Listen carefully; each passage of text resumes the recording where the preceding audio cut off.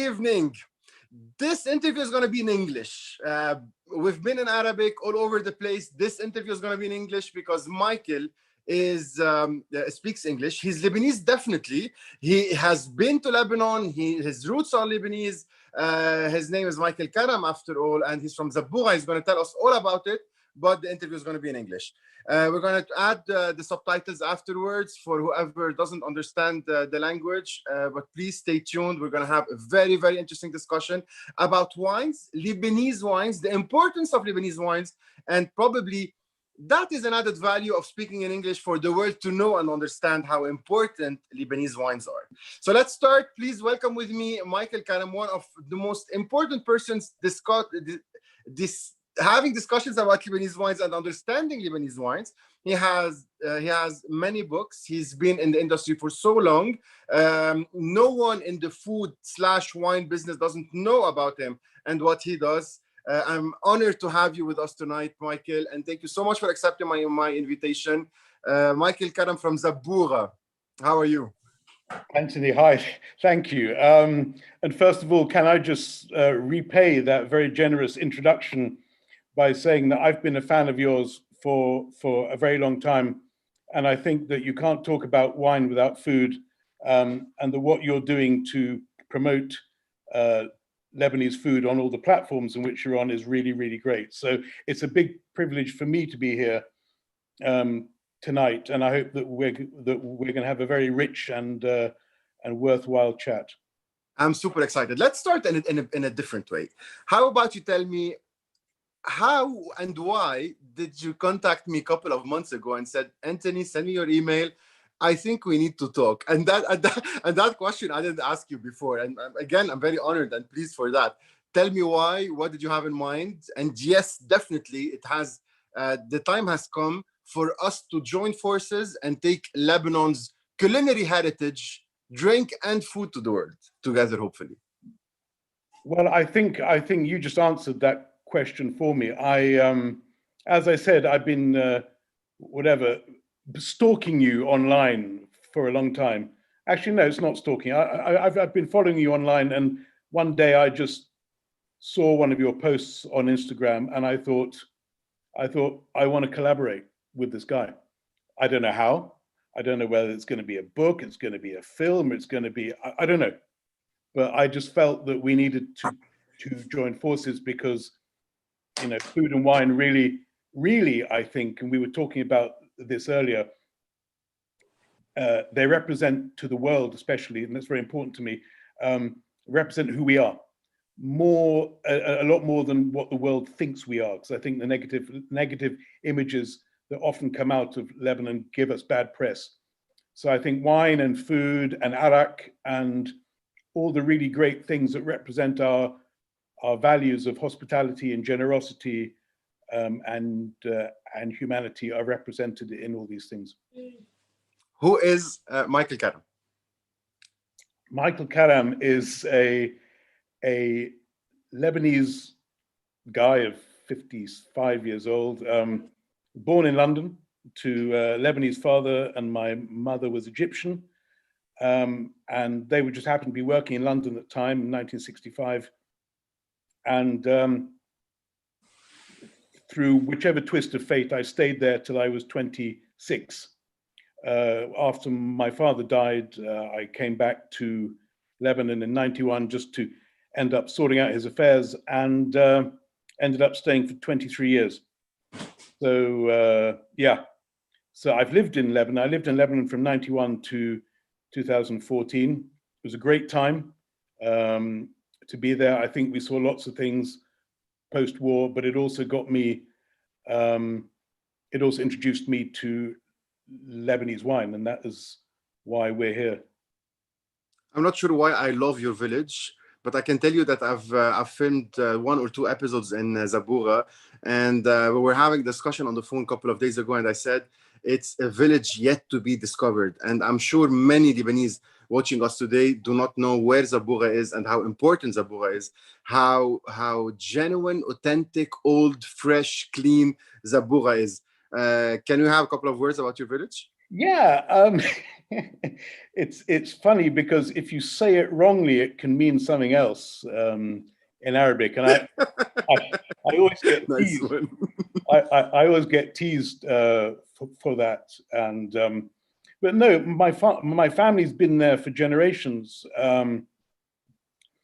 and my grandfather Esper Karam left in a hurry. I think at the end of the 19th century. I think he got into an argument and stabbed someone, so he got on a boat and he went to Brazil and ended up in Sao Paulo, where he met my grandmother, who was Swedish, funnily enough, and then he took her back to Zabbougha and dumped her in the house, and then went off to Mali. But the house in which he dumped her was his house, and my father inherited it, and I now have it. So, and it belonged to my grandfather's father. So it's been in the house for about 5-6 generations, and I'm very proud to still have a connection with it. My sister and I both stay there, and it's a place very close to my heart, and I think it's a privilege to be able to have a village like that you can go to, that you have such a connection going back several generations. And I'm glad to say that my children both love the place as well. So hopefully there'll be a sense of continuity there. Beautiful. Okay, straightforward. It's time to talk about wines. I'm going to ask you why. I'm going to ask you what you think of us Lebanese, that small little country on the Mediterranean, having more than 79 different wineries. But let's start by the beginning and tell us what you think of Lebanese wines. Are Lebanese wines sexy enough to compete with the wines of the world? What do you think of Lebanese wines? You know, I'm so glad you asked me that question. I'm so glad, because the Lebanese, I am Lebanese. I love my fellow Lebanese. I think they're the kindest and smartest people around, but they're also such snobs. And they have this status anxiety thing going on, where they somehow think that wine, and when you mention wine to the Lebanese, something goes off in their head, and they feel that they have to kind of behave differently and talk differently and adopt all these international mannerisms because they have to be seen to be doing the right thing. I'm telling you from now, on the record, Lebanese wine is as good as any wine from any other country, and that includes what the Lebanese perceive as the benchmark, which is France. The amount of times I've invited people to dinner at my home when I lived in Lebanon, and they turned up and they bought a French wine that I was 99.9% sure they knew nothing about. They saw it in the supermarket, they saw the word Bordeaux, and they thought, I'm going to take that. And if they brought me a bottle of Lebanese wine, somehow that would somehow make them look, I don't know, as if they weren't doing the right thing. Well, Bordeaux makes 100 million bottles of wine a year, of which less than 1% is the stuff of stories and legend and myth. It's a wine region like everywhere else. There's really, really bad Bordeaux, and there's really, really good Bordeaux. And in every region of the world where wine is grown, there's good wine and there's bad wine. And Lebanon is just another wine growing country, if you want. I would say it's more than that. It is one of the countries in which winemaking first happened. If you accept that wine came from the Caucasus and worked its way down to the Phoenician coast, we were the first wine merchants, which is very important, given the fact we have a history of being traders. And our climate and our terroir is magnificent, and we make beautiful wine. We don't make very much of it, but what we make is of a very high standard. And I take wines to countries across the world, wines that people laugh at home. People, they wouldn't even dream of taking it to someone's house because they'd probably be asked to leave if they brought it as a gift.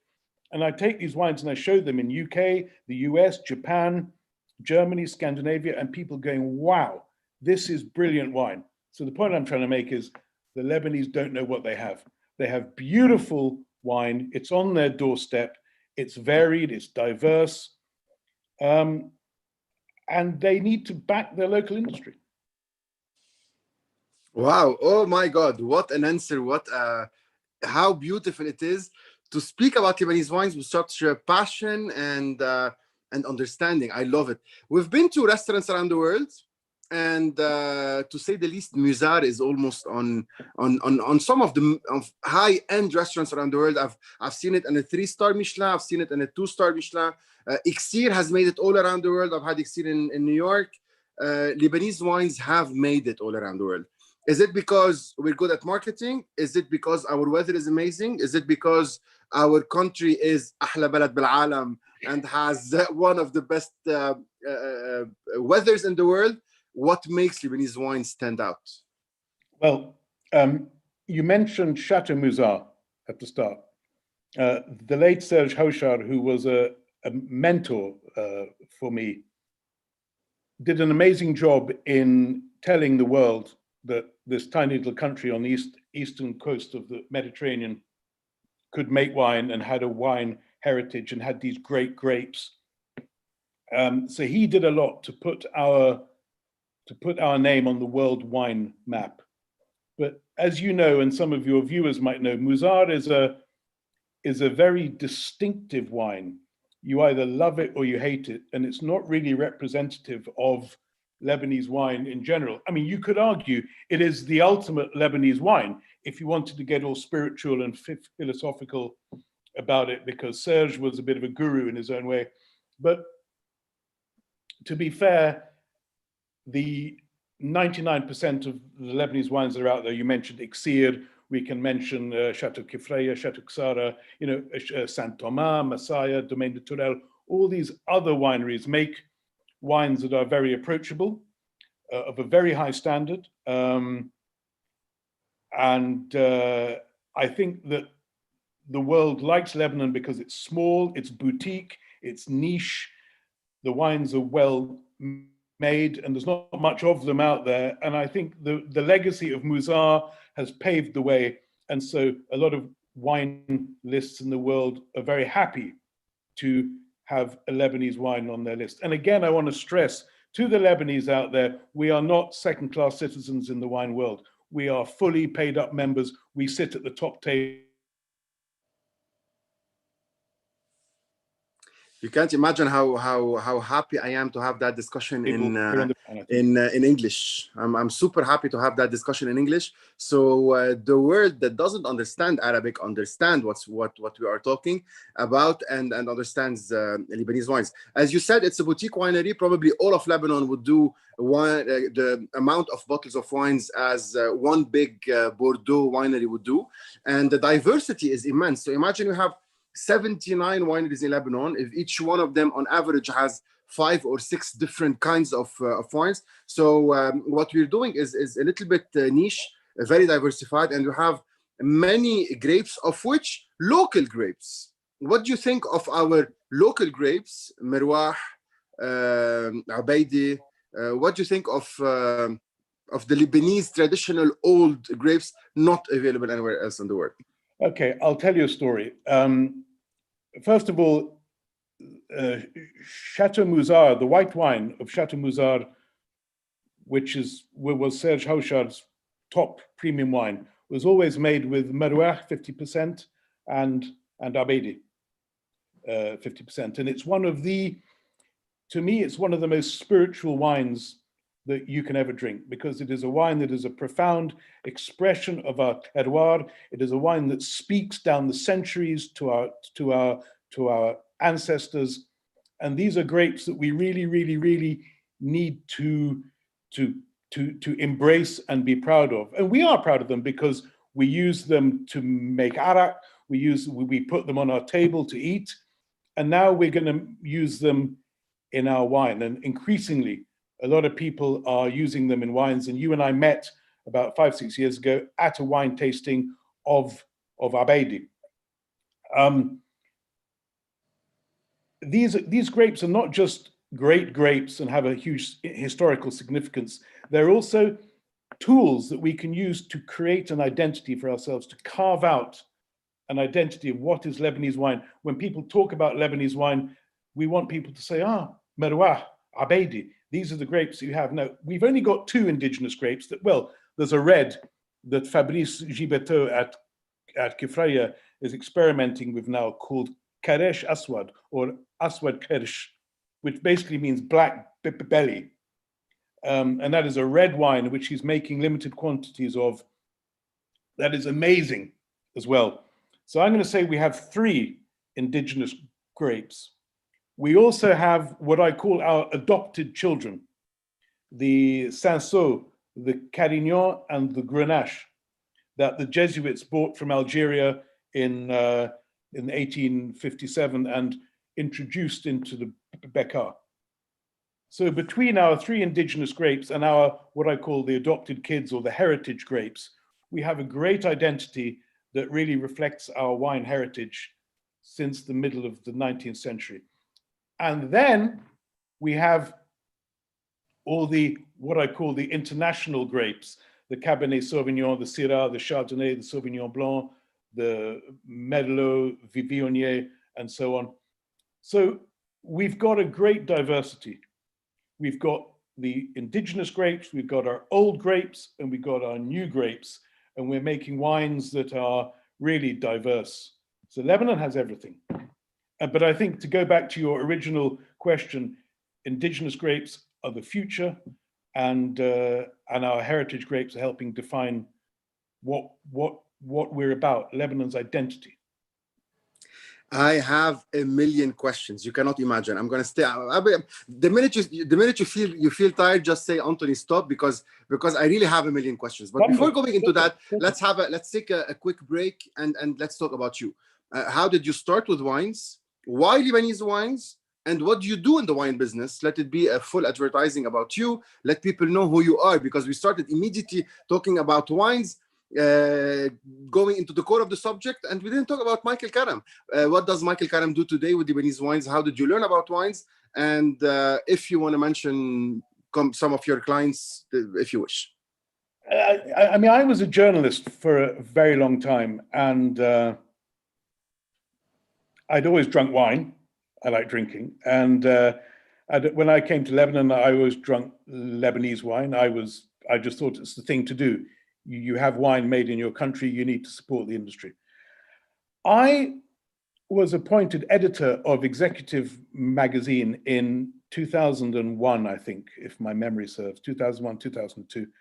And for the first issue that I was in charge, I said, right, I'm going to write the cover story. I wanted to set an example. And I chose to do a feature on the Lebanese wine industry at the time. So we're talking 2001 here. That was nearly 19 years ago.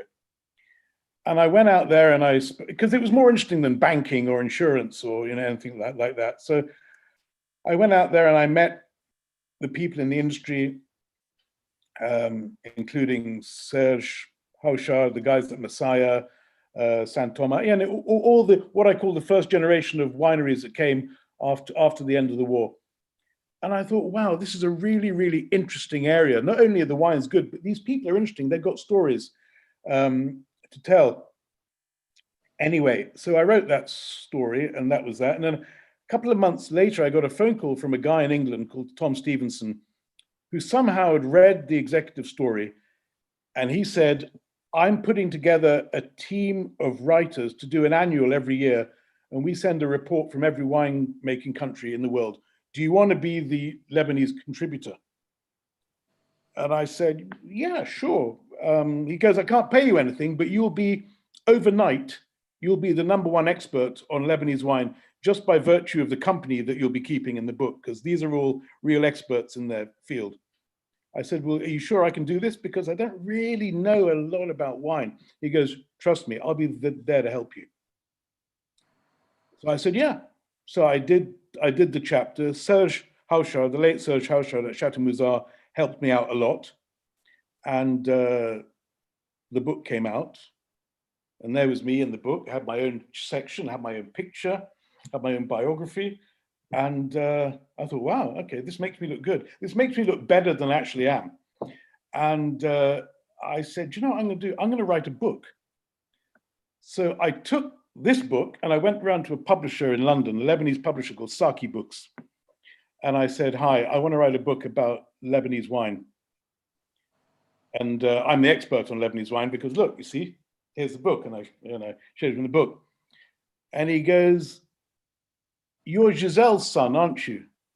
And I said, yeah. He goes, oh, I know your mother for 20 years. Yeah, let's do the book. So in a typical Lebanese way, I mean, he didn't know whether I could write. He didn't know whether I didn't know. He just took a chance on me. And the book came out a year later. During that time, I met the photographer Norbert Schiller, who took all the pictures in the book. And we've since done 3 more books. And the book won a prize at the Gourmand Awards, which are the Oscars for the food and wine books. So suddenly I was fast-tracked. I was fast-tracked very, very quickly in terms of wine and wine knowledge and wine understanding. And to be honest, when the book came out, I still had a lot to learn and a lot to understand about wine and the world of wine and so on. So yeah, that's it. That's how it happened. And then I got involved in with the Lebanese wine industry in about 2010, 2011, when I was responsible for organizing the generic campaign, the Wines of Lebanon campaign that we took to the UK for 4 years. And then since then, we're working with the wine producers. I did my own wine traveler campaign for 2 years, which I took 7 wines around the world to America, Japan, Scandinavia, Europe, and so on. That was very successful. That went on for 2 years.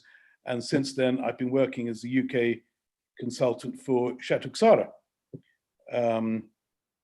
trying to get there, helping them penetrate the UK market. Not that they need my help because they've been doing very, very well. They've been here for a long time. Yeah, so that's me. And I've just finished a book, which is coming out next year. And I've just finished a film, which came out in October with my 2 Californian partners, Mark Johnston and Mark Ryan, called Wine and War, which, if you want, is the culmination of everything that I've been doing in wine and in journalism and so on. And watch it, it's a great film. Wow, excellent. People are going to ask if they can watch. No, you cannot watch it now because it's going to an award, and hopefully you're going to win, right?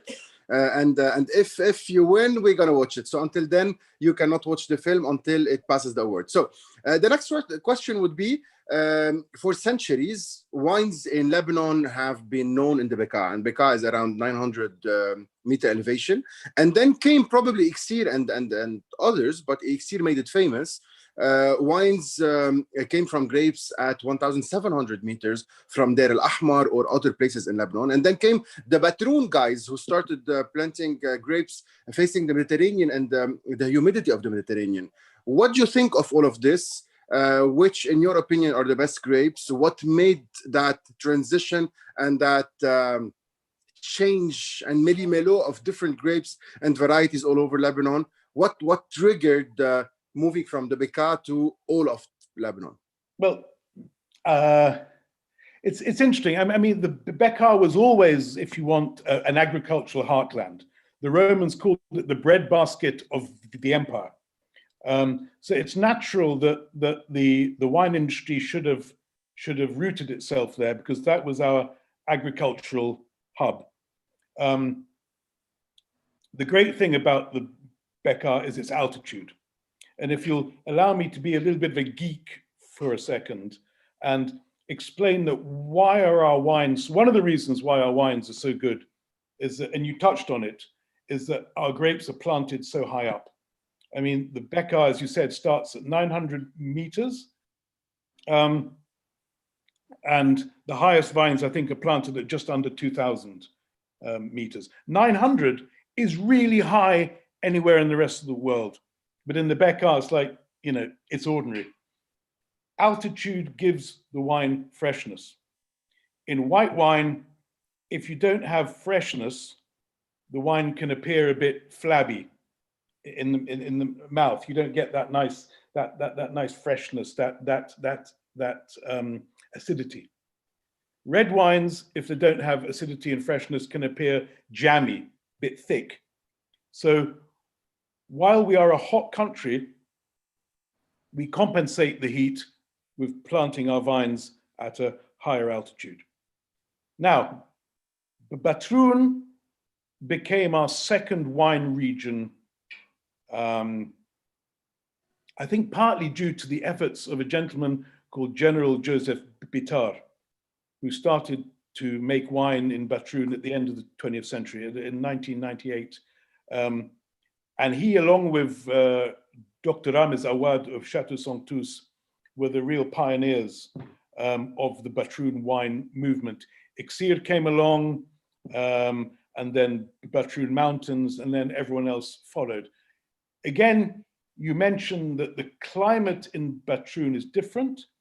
In the Bekaa, it's what we call a continental climate. In Batroun, it's a maritime / Mediterranean climate. So the grapes are sea-facing. They are cooled by the breeze coming off the sea, and the hills within Batroun funnel all the clouds to cool the grapes. When you get cool grapes, it means they ripen longer, and when they ripen longer, they're more complex, and that is reflected in the wine itself. You get more layers, you get more flavors, you get more, yeah, as I said, complexity. The exciting thing about Lebanon is there's so much of the country that's untested in terms of microclimates and different terroir, which we need to explore. And terroir, which I'm sure you know this, but just for your readers, for your viewers to clarify, terroir is not soil. Terroir is the environment in which grapes are, in which you grow grapes. And terroir is climate, terroir is altitude, terroir is soil. It's that certain je ne sais quoi that really determines how the grapes and eventually the wine will turn out. Now we have wines in Jazin in the south, we have wines in Mount Lebanon, in the Chouf, Batroun, of course, and in the Bekaa. And even in the Bekaa, there are various different regions, North Bekaa, West Bekaa, South, and so on. So there's a lot more to be done. We're still a tiny country. And I'm very excited about grapes being planted in different areas, at different altitudes, in different climates. We've been 2 times to a village called Deir al-Ahmar. Our viewers have watched the episodes, and they've seen grapes being planted at 1,700, 1,800, and in my opinion, these are the best wines in Lebanon, of which Iksir, Couvent Rouge, and many others who blend these grapes coming from all up the mountain, where snow covers the land for more than 3 months. It's amazing. Let's move to sales and wines around the world. Is it hard for Lebanese wines to integrate the international market? Do you find Lebanese wines all around the world? What was when you took the Lebanese wines and took them all around the world for a tour? What were the challenges? I think, Anthony, what we got to remember is we only make a very tiny amount of wine. Our 10 million bottles, 10 and a half, 11, it's microscopic. I have sat next to winery owners from Italy who produce 50 million by themselves. The annual production of wine in the world is the equivalent of 36 billion bottles. We are not plankton in the ocean. We are some kind of microbe in the world wine ocean. So, and we drink half of it at home. So we got 5 million bottles to export. 5 million bottles, you might think is a lot. But if I tell you that Chile exports 150 million bottles to the UK alone every year, then you're beginning to understand how really niche and boutique we are. Add to the fact that we're not cheap. The cheapest bottle of Lebanese wine in the UK sells for £10. The average spend of a bottle of wine in the UK is £4.98. So we're double what the average UK consumer spends. We're not really in the supermarkets because the supermarket sweet spot tends to be between £4.50 and £12. So we are mainly found in independent wine merchants and we're in restaurants. So we're not really a mass market wine, which I pointed out earlier. That said, as I said, we are really respected. Everywhere I go, people love the wines, they love the quality, they love the value, and they're amazed because the expectations of wine coming from Lebanon is so low, and they taste wines, especially the white wines. People never expect white wines of such quality from such a hot country. And then you can tell them about the altitude and the Bekaa Valley. So everything has a story attached. And that's the joy of selling Lebanese wine abroad. You know, they say, wow, such freshness. And you say, yes, we're in the Bekaa. We plant our vines so high. We've got the highest vineyards in the Northern Hemisphere. I think only in the Southern Hemisphere, Argentina, they got them at 2,300 meters and so on. But we are really high. And, you know, that's a selling point as well. The downside is they're very hard to get hold of. You know, people taste them and they say, well, where can I get hold of them? And I can't really say, well, go to Waitrose or Tesco's or Sainsbury's, whatever, because they're just not there. You have to hunt them out. Thank God online, you can find them. But yeah, in answer to your question, people love them. They love the stories. Probably not as easy to get hold of. There's a discussion I've never had with anyone else, something that keeps on turning into my head, and feel free to answer the way you want. Almost every winemaker I've met has won an award, and you have awards all over the place. Every single winemaker I've met says, my wine is an award, gold, silver, bronze, and so on. So you feel sometimes that, is it true that every single wine is the best wine in the world? What do you think of awards, and what are the awards, and how should they be considered in your opinion? You're going to get me into trouble now.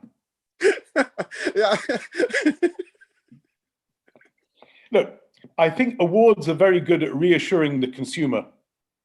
So if the consumer is standing in front of a shelf and he or she sees a bottle of wine and it's got a medal from some competition in Berlin or some competition in Paris or whatever, it reassures the consumer that this wine is of a certain standard and it has been assessed by, well, I've been a judge at 2 of these competitions, so I know how they're done. I know how the awards are handed out, and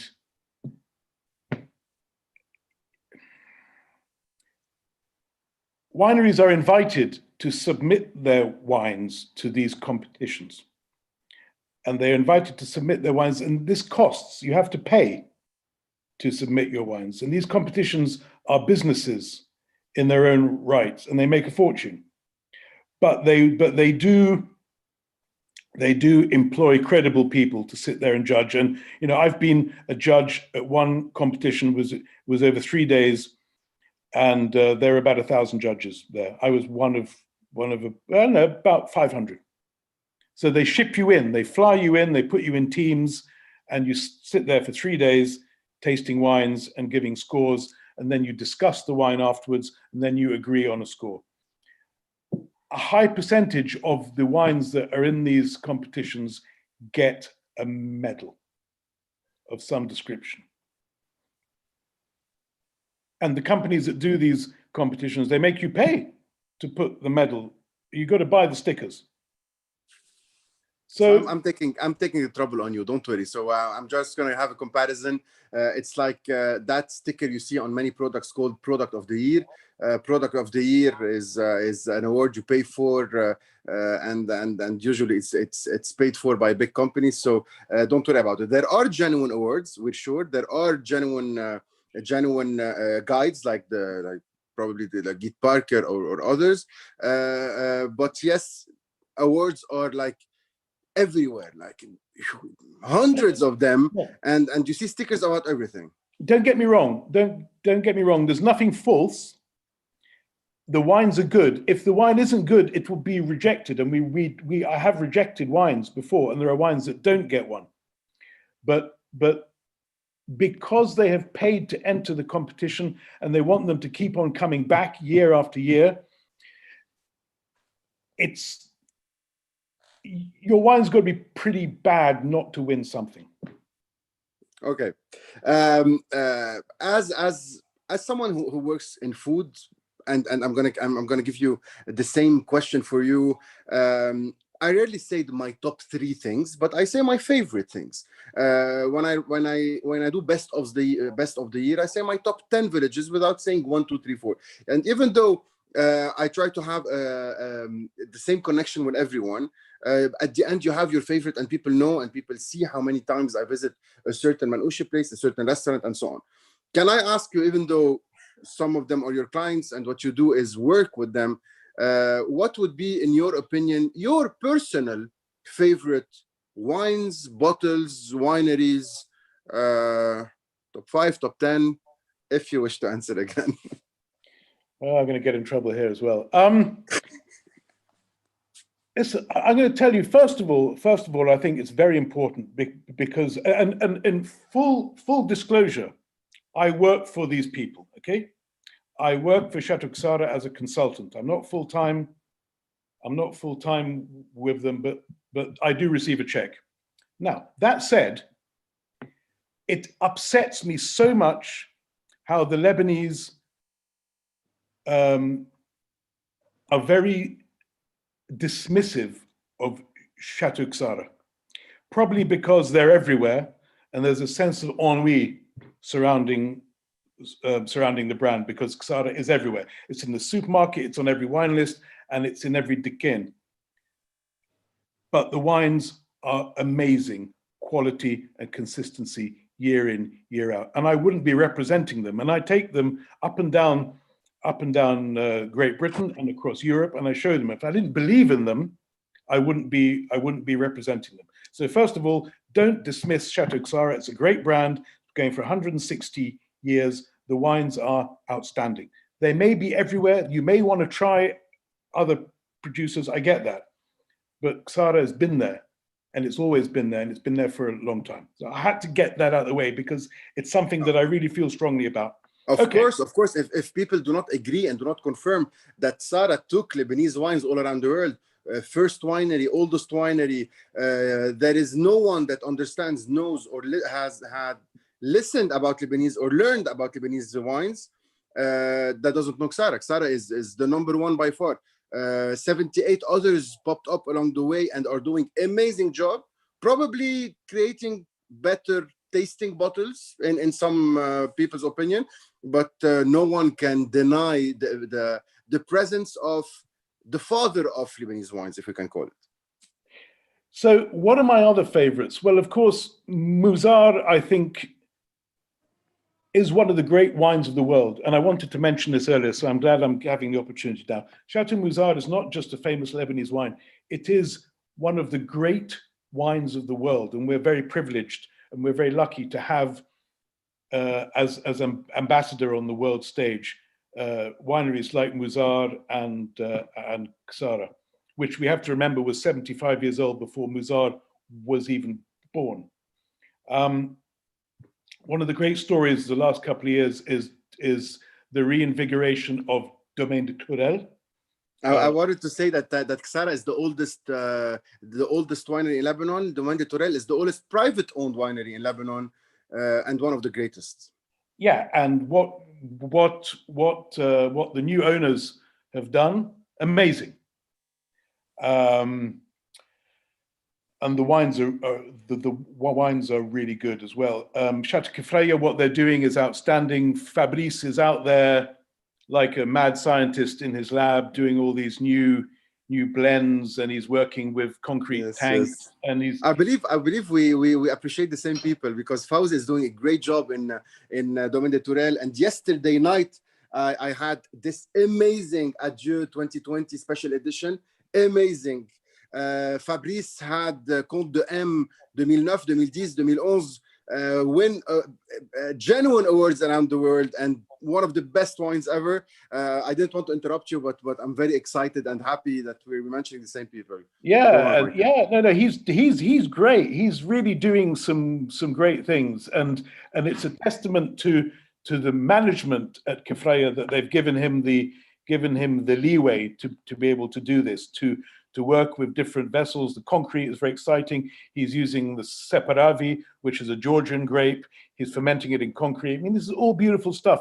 This is what makes us interesting. This is what a 10 million bottle a year country should be doing. He did the amphoras. I'm not sure if you tasted them. The amphora wines, beautiful. Sorry, that's what I meant. Not just the concrete, but the amphora. You know, I can't go through all of them, but there, you know, Messiah, great wines, great pioneers. Chateau Saint Thomas, huge presence in the Bekaa. The Toumas have been there for generations, making arak. They know their grapes. Heritage, again, the Toumas. If I could mention some of my favorite wineries now that I've just discovered in the last couple of years, we got to drive out of the Bekaa, go to Batroun. Aurora, great wines. Suddenly they've just something clicked, and the wines are now doing really well. Set Maher Harb, beautiful wine. Yes. He's experimenting. He's doing a skin contact Abeidi. If you'd mentioned skin contact Abeidi 10 years ago, people would have said, why? What's going on? You know, no, the innovation coming out of Lebanon today. Aid Azar, vertical 33. I think it's 33, yes. Vertical 33. He built a winery around Sanso. Sanso was a grape that was being pulled up 15 years ago. They said, it's a peasant grape. We don't want Sanso. We want Cabernet Sauvignon. You know, the big Cabernet Sauvignon drove into town. No, fuck that. Sanso is a great grape. Carignan, great grape. Grenache are great grapes. They've been proving themselves in the Bekaa for over 150 years. Why are you pulling up this stuff? Old vines, they're pulling it up. Now I'm glad that we've gone back to our roots. We are finding, now there are people searching all over the country for old vine Abeidi, old vine Merouah, old vine Sanso, because they know that these grapes, they're old for a reason, because they've thrived and they haven't died. So Maher, Set, Vertical 33, Aurora, so many to mention. And if I haven't mentioned them, I'm sorry, guys, but you know, I love them all. And you asked me to name a Lebanese wine I don't like. I can't do it offhand. Everyone is different. Everyone is special. Everyone has a character. Everyone has worked differently on doing it. Everyone has introduced a different approach to wine. We were talking minutes ago about Seth, who believes in single terroir, single origin, flavor of the land, no wood barrels. We've talked about other people who have imagined, reinvented, changed. So let's not say one is better than the other. Everyone has a different preference. On another hand, we always talk about red wines. Don't you think that white and rosé are a bit underrated? And they do have their strengths, power, character. I'm talking about the world, not only Lebanon. Anthony, I'm going to say something now, and it might get me in trouble. Our white wines in the last 15 years have suddenly emerged as more diverse and showing such quality that I believe they are as interesting, if not more interesting, than our red wines. And in the last year or so, I've been asking producers, privately, I said, if you could rearrange your vineyards now, what would the ratio to red and white grapes be? And 90% of them said, you know what, well, now it's kind of 70-30, 60-40 red to white. Ideally, I'd like to swap it around. Because I believe that they can sell their white wines a lot easier. Our white wines are more interesting in many cases than our reds. Our reds are just big, muscular guys. You know, they're the guys in the gym just pumping iron the whole time. They got a lot of power, got a lot of extraction. You know, people put them in oak, and you know, I mean, our red wines are big. We're a hot country. 15% alcohol in some cases. Bang! You know, you just have a glass or two, and you know, you need food sometimes, most of the time. Our white wines, oh my God! And again, we'll go back to altitude. They're planted so high up. So they got this freshness. They got this freshness. And then they got the cool nights, longer ripening, complexity. Our white wines are beautiful. And I think we're actually a white wine country. I think the Lebanese, I mean as drinkers, the Lebanese have a natural palate that gravitates towards white wine more than red wine. It gravitates more towards rosé wine than to red wine. I think our table, our food gravitates more towards white wine and rosé wine and arak. And I think our reds are probably better exported than drunk at home. I mean, these are all generalizations, don't get me wrong. But I think the Lebanese, I used to love this quaint idea that the Lebanese would always say white wine is for winter in front of the fireplace in your chalet somewhere. I can see why they're saying that. I can see why they're saying that, because I just think that Lebanon as a country and the climate and the people and the cuisine are more white wine oriented and rosé, and next comes arak. I'm going to get into big trouble for this, but that's what I think, and our white wines are just beautiful. Have you ever tasted Bellevue? Of course. Bellevue has also written his name on the history of Lebanese wines, I would say. Great story, great wine, a very wonderful man. Naji Boutros is a force of nature. No one else could have got that winery to work, and he's poured his heart and soul into that winery. I met him for the first time in 2001 when I was writing that first article, and I had no idea. I had no idea the level of his determination, and he's come a long way, and the wines are really, really good. I believe we've got a big picture of everything people learned, understood, knew about Lebanese wines. And again, I'm very happy that we're talking about Lebanese wines for an hour or so, and let the world know about it. Before we move into probably one or two questions about arak, which I believe you also love and I adore, and my dream is probably write a book about arak or write the history about arak for the world to know.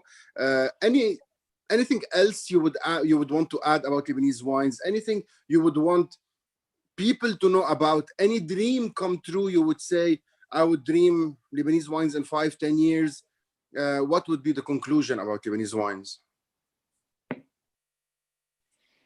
I think we need to maintain our quality. We can't take any shortcuts. We mustn't start to make shortcuts in quality.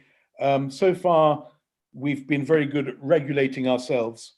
But I think with numbers are growing so much now that the opportunity for people to cut corners is there. I hope that doesn't happen. We can double our production and we'll still be tiny. So I don't think there's much chance of saturation. I would like to see grapes planted in a kind of government initiative, because that's our future. Lebanese wine is our most high-profile export, and I'd love to see the Bekaa, more grapes planted in the Bekaa. I'd like to see people plant grapes on their own land. I'd love to see people planting more Abeide, more Merwah. I want to plant on my land. I want to plant Abeide in Zabbougha. And if you want to dream, I would love one day to go to the mayor, who's a friend of mine, and say, let's plant everything. Let's plant the whole village, and let's make arak, you know. And then you could get a cooperative going in the village. You get Zabbougha, arak, a brand, and just to create a culture around the vine would be amazing. It would be amazing. I don't think it'll happen because the Lebanese don't like to work together. But that's the dream. That's the dream. Exactly. When I go there and I retire there, and I will, I'm going to give it a good shot.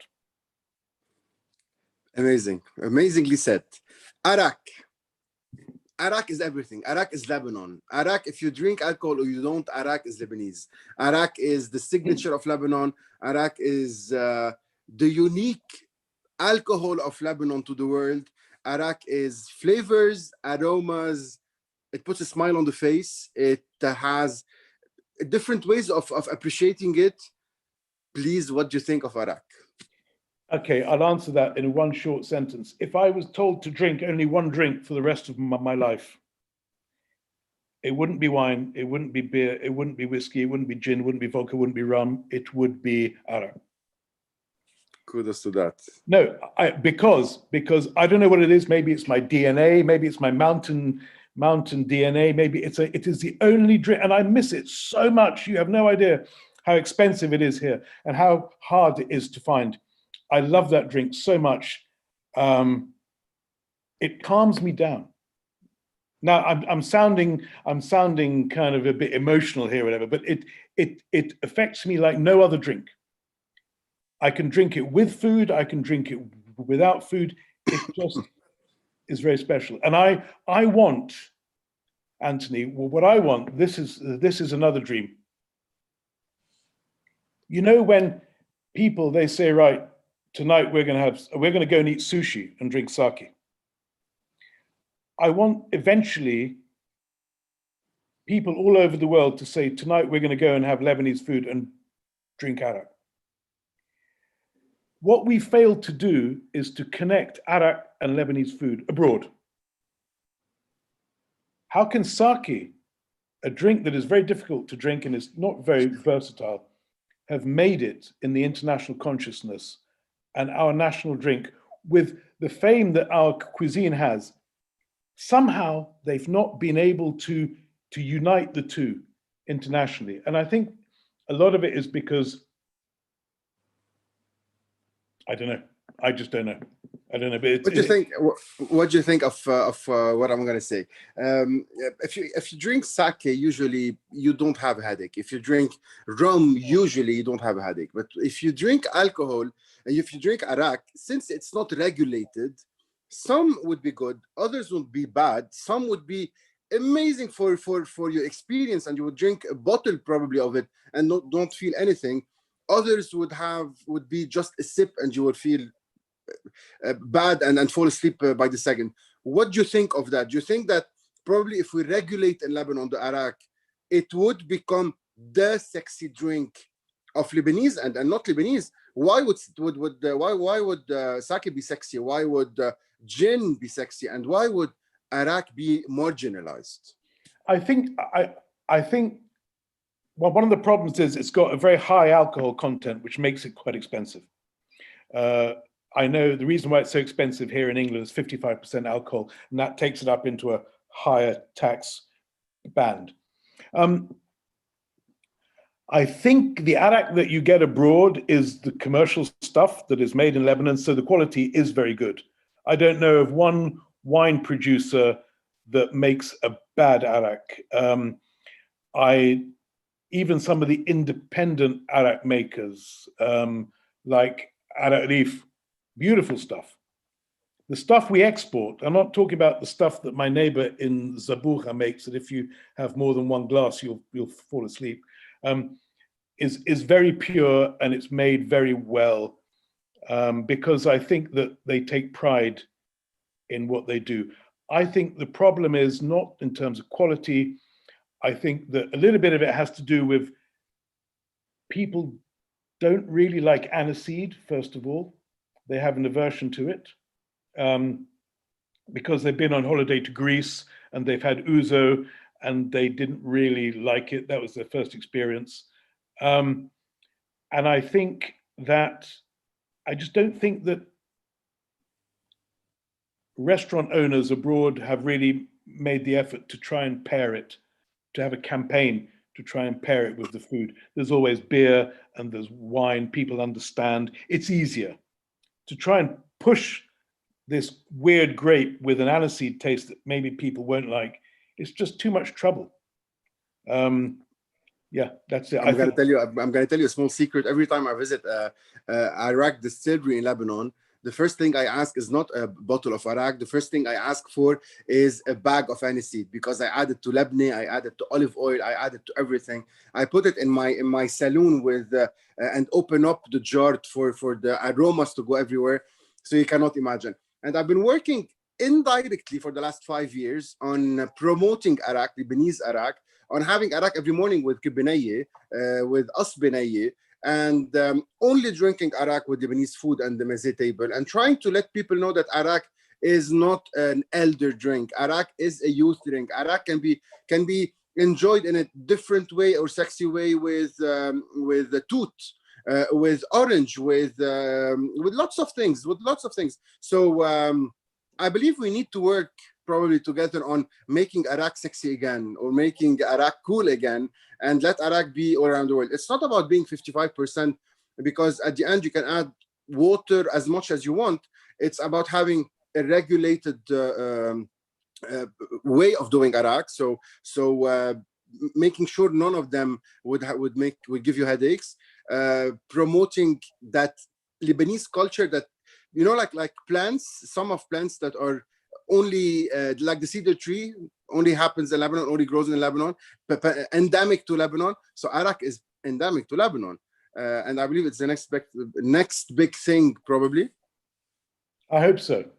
I really do, because it's a subject very, very close to my heart.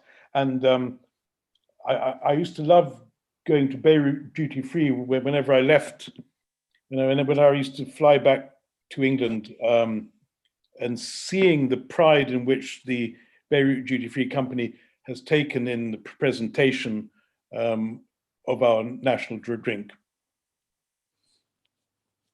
Great to hear. Michael, thank you so much. I believe we had covered a large part of Lebanese wines, Lebanese drinks, drinking and Lebanon, with all due respect to everyone's belief, but the importance of that habit that started probably 2,000-3,000 years back when the Romans used to come to Lebanon, how important the grape is linked to our land.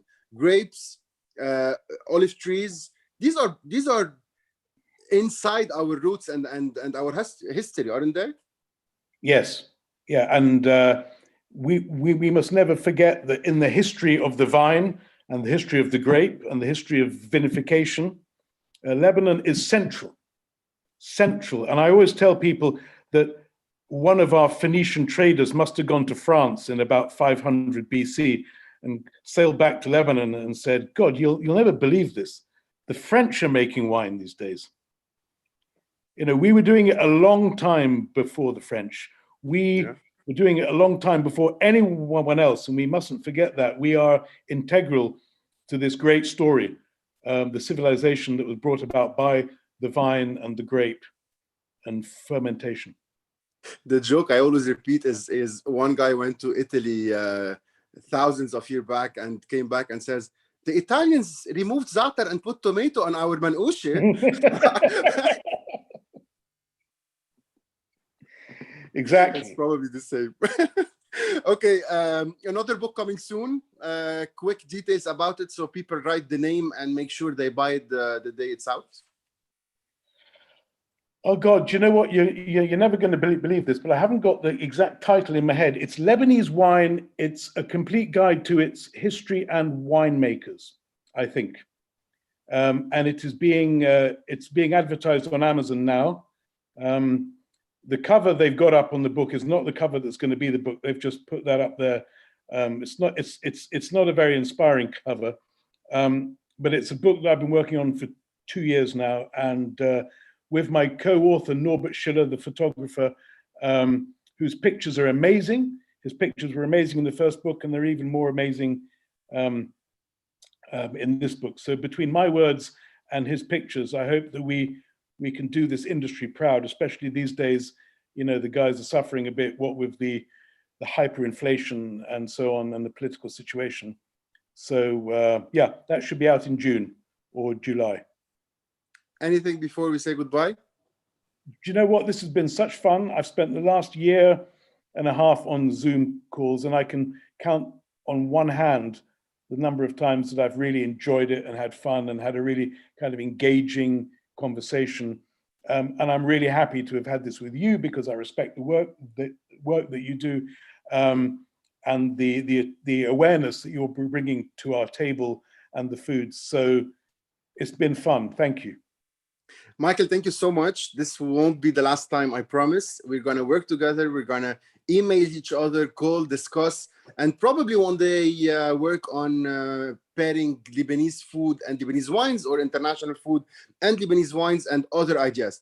To tell you the truth, I've had that plan of contacting you even if Corona didn't exist, and probably meet you, tour around, visit, search for Lebanese wines. I have been taking pictures of all the Lebanese wines on restaurants menu around the world, and I've found quite some. So for everyone that has been watching for the last hour, I hope you enjoyed it.